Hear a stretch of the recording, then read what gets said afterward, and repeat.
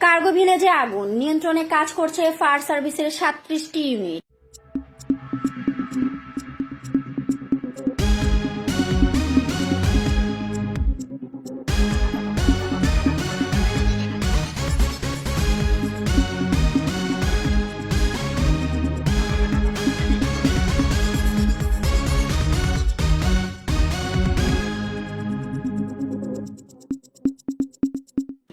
Online desk, সাথে আছে আমি জান্নাত আরা কলি।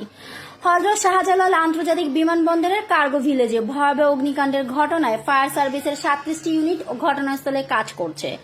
শনিবার 18 অক্টোবর দুপুর আনুমানিক 2:15 দিকে বিমানবন্দরের কার্গো এলাকায় আকস্মিকভাবে আগুন লাগে।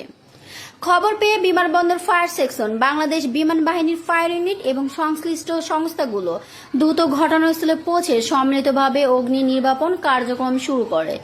ফায়ার সার্ভিস সদর। সৌদি আরবে চাকুরির সুযোগ। আপনি কি সৌদি আরবে গৃহকর্মী কাজে যেতে চান, কিন্তু কিভাবে যাবেন তা নিয়ে চিন্তায় আছেন? বিভিন্ন এজেন্সিগুলো ভিসা দেওয়ার নামে শুধু পাসপোর্ট জমা নেয়, কিন্তু ভিসার কোনো খবর নেই।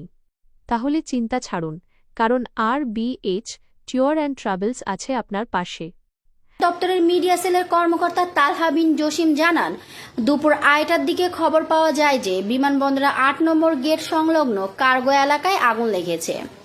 খবর পাওয়ার পরপরই 5টি ইউনিট পাঠানো হয়। পরে পরিস্থিতি বিবেচনায় একে একে আরও ইউনিট যোগ হয়।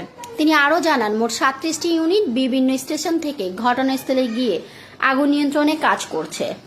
প্রাথমিকভাবে আগুনের উৎস ও ক্ষয়ক্ষতির পরিমাণ জানা যায়নি। সিভিল এভিয়েশন কর্তৃপক্ষ যাত্রী ও সংশ্লিষ্ট সবাইকে নিরাপদ এবং সচেতন থাকার অনুরোধ জানিয়েছে।